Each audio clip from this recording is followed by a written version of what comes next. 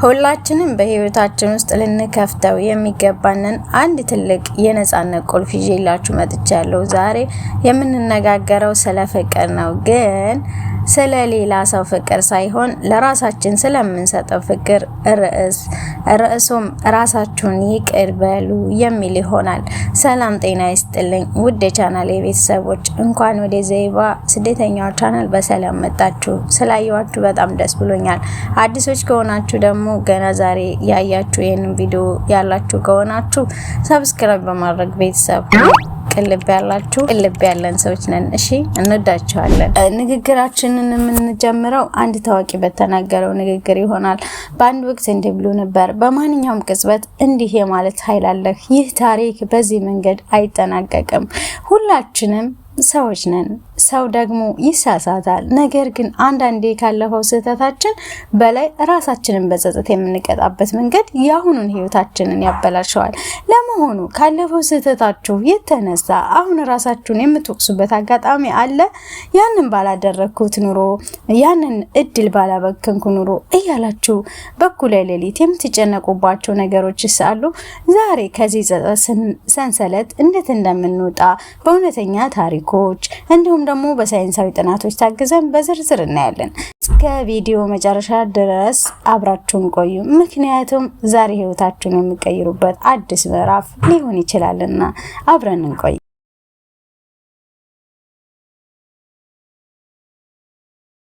ጸጸትና የጥፋተኝነት ስሜት ልክ እንደ ከባድ ሻንጣ ናቸው። ሁልጊዜ ተሸክመናቸው የምንንቀሳቀስ ከሆነ ወደፊት መራመድ ያቅተናል። የሚገርመው ነገር ሌላውን ሰው ይቅር ለማለት እንቸኩል ይሆናል። ለራሳችን ግን ጨካኞች ነን። የሰው ስህተት ከማንነቱ ነጥለን ማየት እንችልበት ይሆናል። ወደ ራሳችን ስንመጣ ግን እኔ ራሴ ስህተት ነኝ ብለን ራሳችንን እንኮንናለን። ታዋቂው የዩኒቨርሲቲ የሕክምና ጥናት ስለዚህ ጉዳይ አስገራሚ እውነታ ያጋራናል። በጥናቱ መሰረት ራሳቸውን ይቅር የሚሉ አዋቂዎች ስህተቶቻቸውን የሚያዩት ፍጹም በተለየ መንገድ ነው። እነሱ ራሳቸውን ከመንቀፍ ይልቅ ካጋጠሟቸው ድክመቶች፣ ውድቀቶች እና አሳፋሪ ሁኔታዎች ነገሮችን በጥልቀት ይረዳሉ፣ ይማራሉ እንዲሁም ያድጉባቸው። ዴቪድ ሮበንም በ80 ሰዎች ላይ በተደረገው ጥናት ይህንን አረጋግጧል። በዚህ ጥናት ላይ የተሳተፈች አንዲት ሴት ስትናገር ራሴን ይቅር ለማለት ጥቂት ወራት ወስዶብኛል። ሁኔታው በግልጽ ማየት መቻሌ ምንም እንኳ ስህተት ብሰራም የዓለም መጨረሻ እንዳልሆነ መረዳቴ እና ወደፊት መመልከቴ በጣም ነፃ የሚያወጣ ልምድ ነበር ብላለች። አዎ ስህተት መስራት የዓለም መጨረሻ አይደለም። ይህንን ይበልጥ እንድንረዳው አንድ ታሪክ አጋራችኋለሁ። ሳሎን ይባላል። ትክክለኛ እውነተኛ ታሪክ ነው። ከጥቂት ወራት በፊት ሳሎን ከአንድ የቅርብ ጓደኛው ጋር ባልተጠበቀ እና በፈጣን ሁኔታ ይጣላሉ። ጓደኛው በአንድ የቢዝነስ ስራ ላይ አብሮት እንዲሰራ ሊያስማማውን ሲሞክር ሳሎን በትህትና እምቢ ለማለት ይሞክራል። ነገር ግን ንግግሩ እየረዘመ ሲሄድ የሳሎን ትዕግስት ይጨረሳል።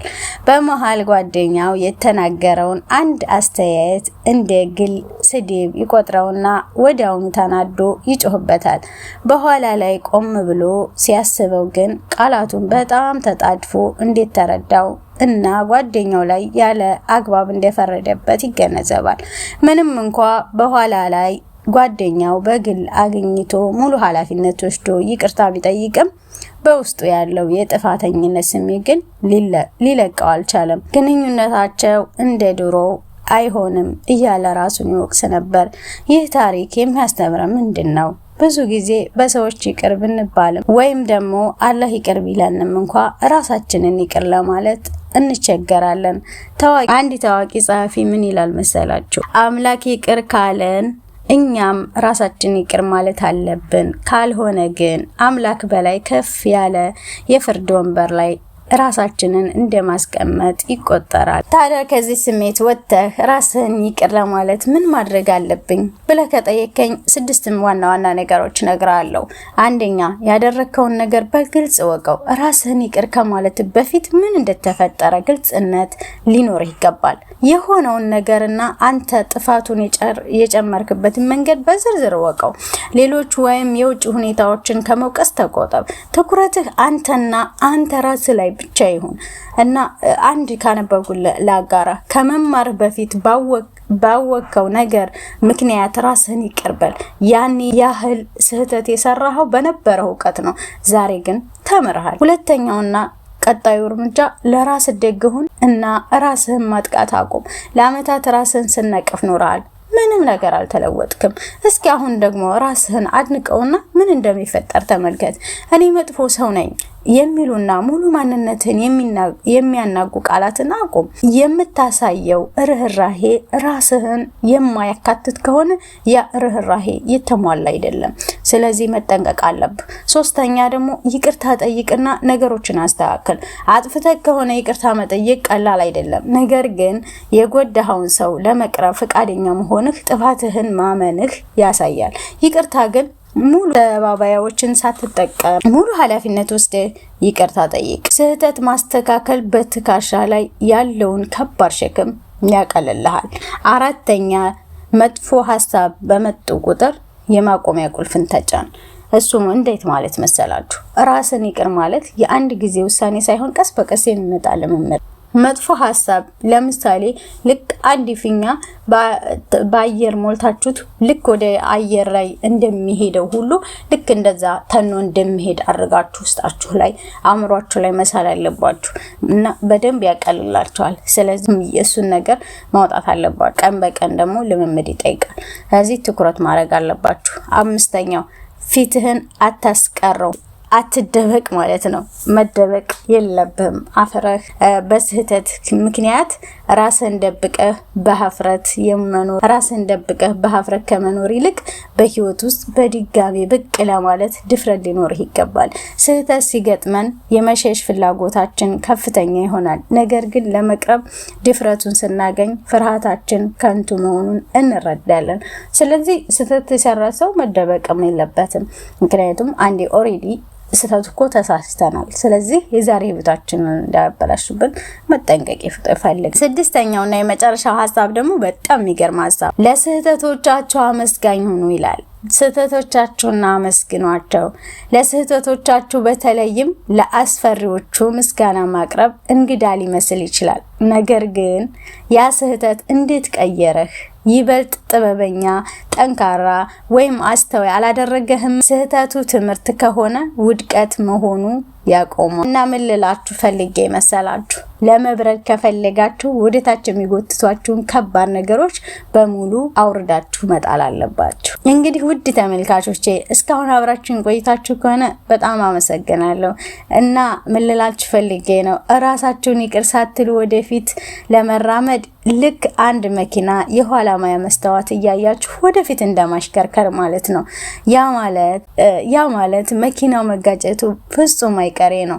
ካለፈው ጸጸት ሸክም ራስህን አውርድ ለማለት ያክል ነው። አንተ የራስህ ፍቅር እና ይቅርታ ይገባዋል። ይህ ሙሉ ማንነትን እመነው። ዛሬ ካለፈው ስንሰለት ራሳችሁን ፍቱ፣ ራሳችሁን ይቅርበሉ። አንዳንዴ ነገሮች እየተበላሹ የሚመስለን በእውነቱ ግን ቦታቸውን እያያዙ ሊሆን ይችላል። እስኪ እናንተስ አሁን ራሳችሁን ይቅር ለማለት የከበዳችሁ ነገር ምንድነው? ካለፈው ስህተት የተማራችሁትስ ትልቅ ትምህርት ምንድነው? ከታች በኮመንት አጋሩኝ። እያንዳንዱ ኮመንት አነበዋለሁ። ቪዲዮውን ጠቃሚ ሆኖ ካገኛችሁ ላይክ ማድረጋችሁን፣ ለወዳጅ ዘመዳችሁ ሼር ማድረጋችሁንና ለቻናላችን አዲስ ከሆናችሁ ሰብስክራይብ ማድረጋችሁ እንዳይረሳ እና ለቻናሌ አዲስ ከሆናችሁ ሰብስክራይብ በማድረግ የቤተሰባችን አባል መሆናችሁን እንዳትረሱ። በቀጣይ ቪዲዮ በሌላ ድንቅ ርዕስ እስከምንገናኝ ድረስ ሰላምና ፍቅር ለእናንተ ይሁንላችሁ። ባይ ባይ። እወዳችኋለሁ።